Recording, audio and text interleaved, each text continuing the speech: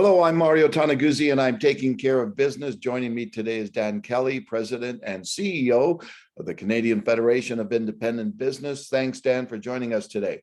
Good to be with you, Mario. Well, CFIB put out some interesting stats today regarding the plight of small business owners in Canada right now. Tell me how many are back to normal revenues after this 2 years of economic challenges. We wanted to get another touch point on that because we had seen through the past 2 years that at no point had over 40% of small businesses been able to bounce back to normal levels of revenue. So we thought that now that restrictions have been largely lifted, particularly at the provincial level, that we would see more of a rebound and more businesses inching back to kind of normal operations. I was really surprised, depressed, in fact, to see that while we are about 40%, it's now 42% of businesses that are back to normal levels of revenue. And imagine that. That's, less than half of Canadian businesses are at normal levels of revenue for this time. Most of our members are telling us they have not had a normal month of sales in over 2 years. And when you add to that the staggering debt level that they've taken on through the pandemic, the fact that sales are not, back, and of course costs are rising through the roof, this is really creating some terrible math for small business owners. Well, I'm going to ask you, when we look at normal sales, normal revenue, we're supposedly through this, right? We're supposed to be through this pandemic and all the restrictions have been lifted and et cetera. Why haven't we seen the return to those revenues?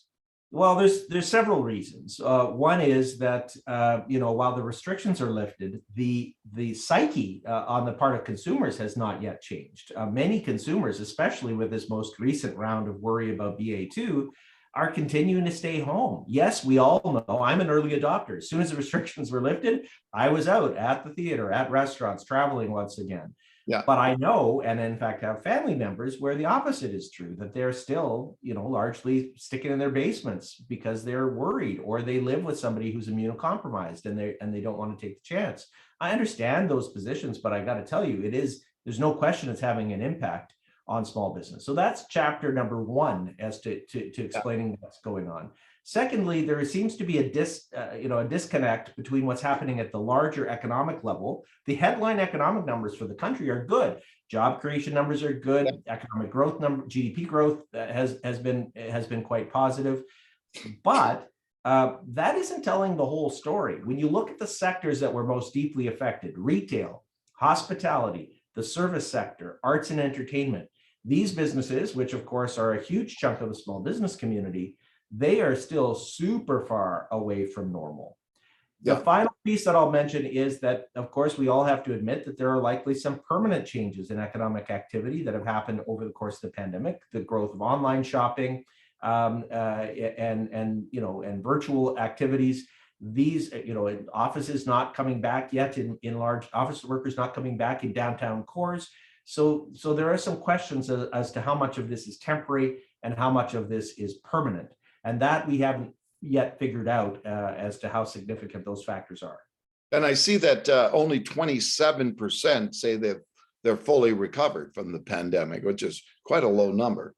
It's really low and worries me because when you look at the debt levels that businesses have taken on, even those that are back to normal, the average small firm has taken on, as we've discussed before, $160,000 in COVID-related debt. 60,000 of that typically is in the form of a CEBA loan, a government-backed loan. 100,000 of that is other debt that they've just inherited, either in lines of credit or borrowing from family members, cashing in RSPs, whatever. When we look at with that debt burden, a business actually doesn't have to just go back to normal. But if they're going to repay that, they've got to go above normal to be able to try to get the debt retired. And we're not seeing signs that that's happening, certainly not happening anytime quickly. It's one of the reasons why we're pushing so hard for Ottawa to forgive a larger chunk of those CEBA loans to try to give small businesses a little bit more room to operate. Yeah, let's talk a little bit about government stuff. A lot of the support programs are ending. I think May 7th, right? You got it. Yeah, the wage subsidy and rent subsidies that are now part of the hardest hit program or the tourism and hospitality program, all of that ends as of May the 7th. Just a quick reminder to business owners that are watching us right now, that doesn't mean that you can't apply for retroactive periods. In fact, you can apply for up to 6 months of those benefits. The other program that is ending is the Canada Recovery Hiring Program. That's the money that you get a 50% subsidy if your revenues are down by 10% for any new hires or new wages that you're paying. That program ends May 7th. I still urge business owners to check out these programs because they can apply for previous months. What I will say is that, you know, we understand the government wants to close the door of many of these programs. They're super costly. I want to end subsidies too, but if we time it too early, we're going to, before businesses have fully recovered, we run the risk of having a bunch of failures. And that's why we are focused at CFIB on this debt issue. If we could at least get the debt, the burden of debt off the shoulders of business owners, we believe that more of them would have a fighting chance of survival. Okay, besides that, Dan, what else would you like to see the government do right now? Well, the other one is some help on the cost side of the equation. I mean, every single line on a business's budget is under pressure. Not all of that is controlled by government, but some of it is. The shortage of labor, giant issue right now, wage levels going up through the roof. Many provinces have added to the problem by increasing minimum wages at this time, increasing payroll taxes like EI and CPP, those are going up. Those we believe should be frozen. Energy costs are a huge worry on the part of all of us and small business owners. The government decided to go ahead with carbon tax increases on April the 1st. We believe that that was a bad idea. We have been pleased to see a few provinces, Ontario, Alberta, announcing an end to or reduction in the fuel tax. That certainly will help a little bit. We should be seeing more of that across Canada.